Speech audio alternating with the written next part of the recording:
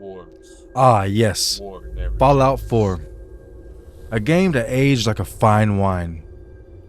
A buggy ass fine wine, but a fine wine nonetheless. War never changes. In this series, we will be diving into the world of Fallout 4 and exploring the Commonwealth and everything it has to offer us. Now, Fallout 4 has probably one of the best intros out of the Fallout series I've seen so far. Pretty epic intro, nuclear bombs going off, soldiers on the field, the advancements in technology, fueled by nuclear age reactors and all that good pretty stuff. But it's time we get right into the nitty gritty of it. If you ever want your character to look good, whether it's yourself in real life or in any game, there's one thing you need. Ah, that's right, a perfect beard. A beard automatically adds plus 10 charisma, plus 10 to sex appeal. Now I wonder what would drive me to say that. Who knows? And now that we got our perfect character made up, it's time to get this show on the road. So we start off the game with a nice knock on the door from this fine gentleman over here. He lets us know that we got a free vault for our service in war because we're a badass commando soldier, Marine, Navy SEAL, Army sniper, or whatnot. We give him our name, and I tell you what, it's a beautiful name. Now that is peak male naming right there. So we choose the basic lowdown of our skills, our starting skills, and all that good stuff, and we go all in. Charisma, intelligence, and luck, because that's all you need to survive out there in the harsh wastelands of the Commonwealth. Crazy is right after we get our very own vault, what a coinkydink, a nuclear bomb goes off. One that just blows the whole Commonwealth right away. Just step in here and put your vault suit on. Gotcha. So we go ahead and voluntarily sign to be a popsicle for a whole vault experiment thing, because who doesn't love being experiments for the vaults? And after Lord knows how many years of being locked in this popsicle freezer, our wife gets shot, our baby gets kidnapped, and things are not looking good for us. So we quickly try to make our way out the vault, doing some rad roaches on the way with our new handy dandy pistol, nice pristine condition after 200 years of just sitting there collecting dust. Hey, but it's not my place to question any of the logic in this game. Ooh, scared me. So we get ourselves a nice new Pip Boy and start making our way out the vault finally.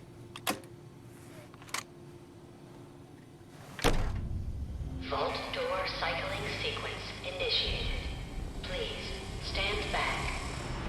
As we make our way out this nice beautiful vault, we're greeted by a nice, wonderful, beautiful landscape of the Commonwealth in Fallout 4. I'll tell you what, this is a pretty landscape. Now, one thing about Fallout 4 is I find it hard for me to complete story quests and things like that because I get so involved in just exploring the landscapes and just going and trying to scavenge things and trying to feel like I'm living in this world, because the world does do a lot to make it feel so alive and make me feel like so much like a part of it, kind of, in a way. While I don't think Fallout 4 is the best Fallout in the series, it definitely is the prettiest game to explore. It has the prettiest little areas to explore, and I enjoy just exploring every bit of it and finding all kinds of random stuff to get myself into.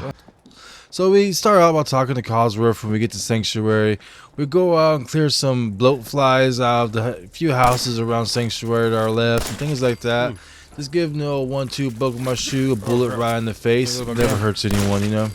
And when I first started in the game, you always gotta remember to run back to your original house and go grab a copy of the comic book of Gragnock the Barbarian that's sitting on the table, because every comic book in this game is valuable. It adds some kind of stat or special ability or skill that's always useful in the game, and these are all comic books. You got different comic books for all kinds of stuff. And one thing that's different about this playthrough of Fallout 4 for me is usually I put down the mouse and keyboard and plug a controller into my computer and play with a controller. But I hear lately I've decided I need to start being more of a PC purist and start learning to play all my games on mouse and keyboard. So it takes me a second to get used to the layout, and I end up mispressing a lot of buttons all throughout this playthrough. And when we're leaving Sanctuary, we run into our most important buddies in all the game. That's right, Dogmeat. There's no better friend in the whole world than Dogmeat. And if every man in this world had a friend like Dogmeat, to back them, this road would be, all in all, a better place. Alright, let's do this. So we make our way into Concord, where it is the last remnants of the Minutemen holding out in the building, trying to fight off raiders on their own. So we quickly swoop in to try to come in and help them, help save the day. So we start blasting our way to the Museum of Freedom, trying to help out these Minutemen as we go, trying to get them out of here alive. We need to save Preston Garvey, everyone's most beloved character in Fallout 4. Yeah. Ooh, scared me. And one thing I like to do, just to make myself look cool in front of the non-human NPCs in the game, when we first meet the Minutemen survivors, is I like to get the fusion core and all that stuff before they even bring it up. I'm like, oh yeah, I already got that. I'm such a badass. Take that.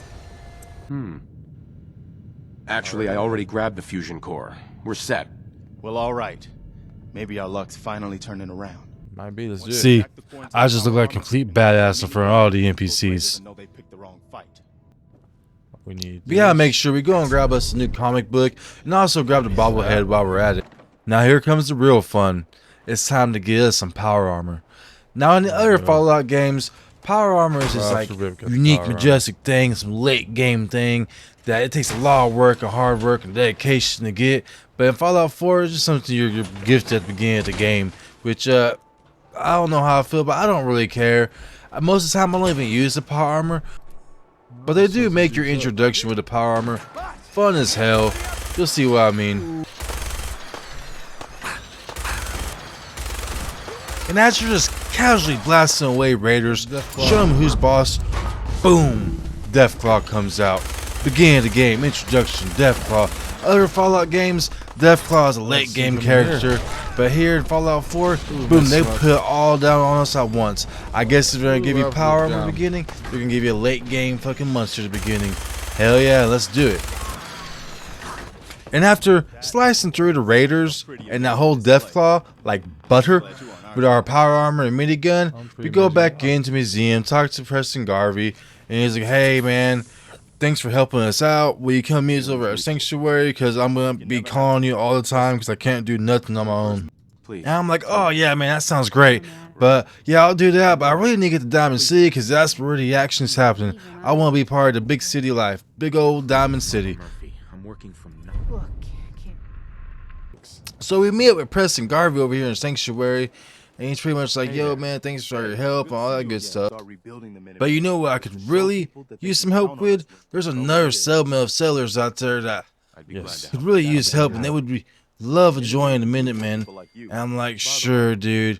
But the thing is about this playthrough is I don't want to get caught up in the whole tedious settlement building stuff. I just want to play the game, so I'm just gonna go do this quest for him and focus on playing the game. I don't want to sit there and build settlements. That's not something I want to do this playthrough. Decked out now. So we quickly go off over, start heading through the Commonwealth, heading to the settlement that needs our help for Preston, and we stumble across the Drumlin Diner, and there's these thugs out there giving this old lady a hard time about her son owing the money or something like that. I think her son's on drugs, but that's their business.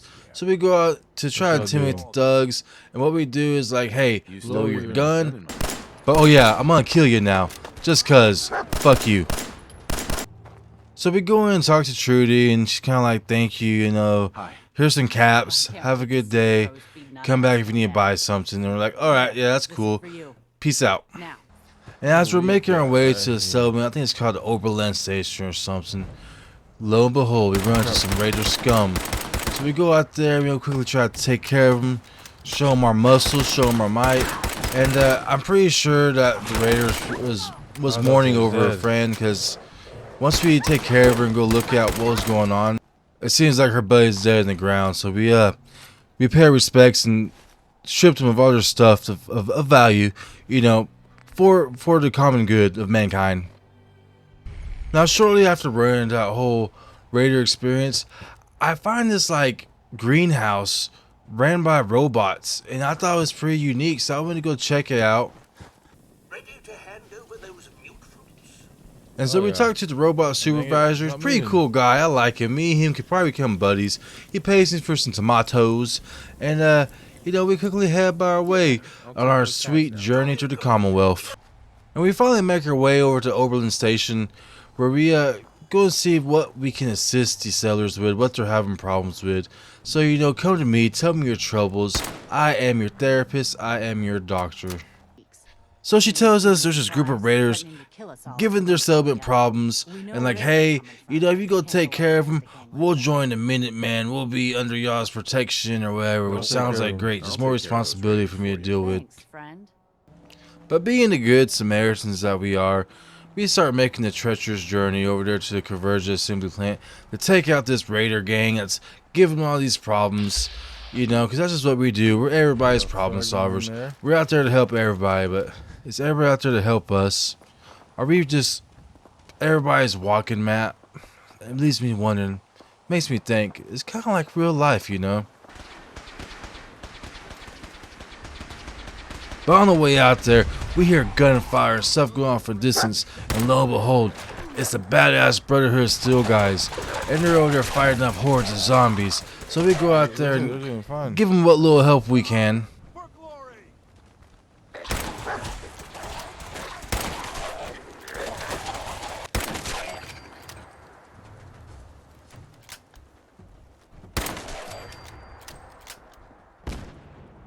So after helping them fend off the hordes of zombies, or I think what they call it here is goals in this game, but they're zombies, bro. They're just zombies.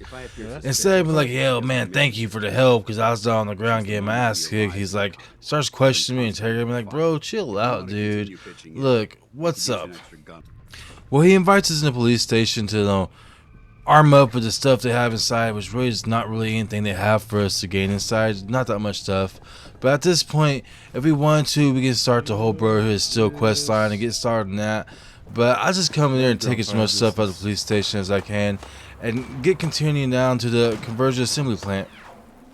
And while we're heading down to the Convergent Assembly Plant, we hear gunfire in distance, so we go check it out.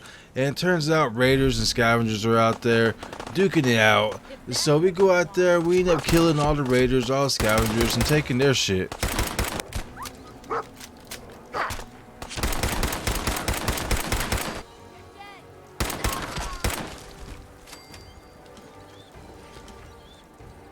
I think that's everyone.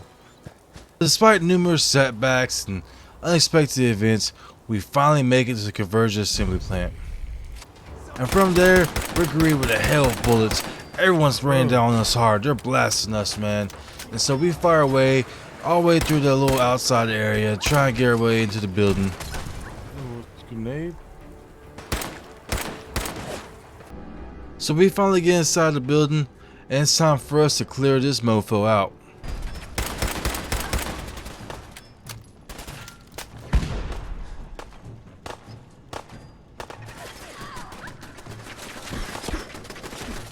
Holy crap. So we blast our way to what feels like endless swarms of raiders and bandits is everywhere. All my Simpacks, man. Just shooting, ducking, and dodging. Ooh.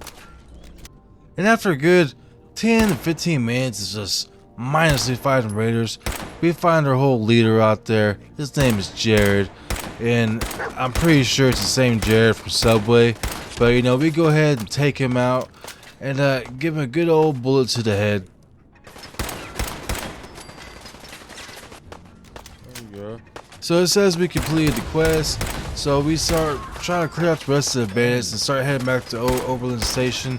Let them know, hey, it's done, it's taken care of, so we can get this little portion done with. Yeah, I took care of it. No kidding. That's the best piece of news we've had around here for a good... And after reporting our success to Garvey, let him know, hey, we took care of that thing he wants to take care of. Of course, he's going to be like, oh, yeah, but there's another settlement, could really use our help. By the way, here's a shitty thank you. Right beside you all the way, General. For our promotion. That's quite a promotion you just gave me.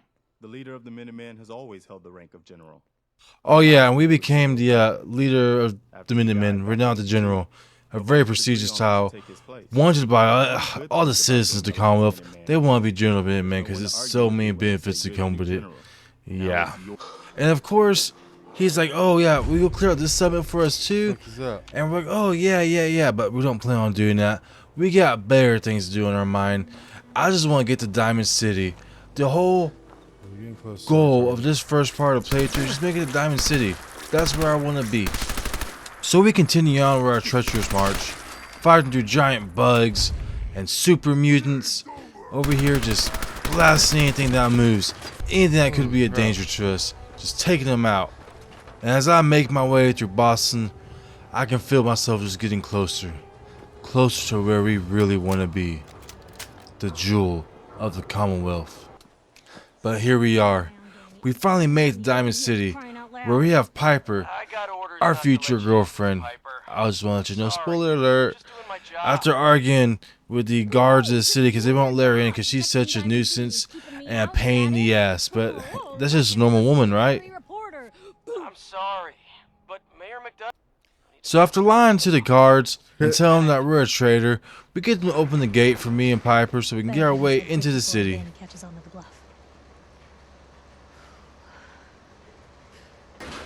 And we finally make our way into the city where we get to meet the mayor himself.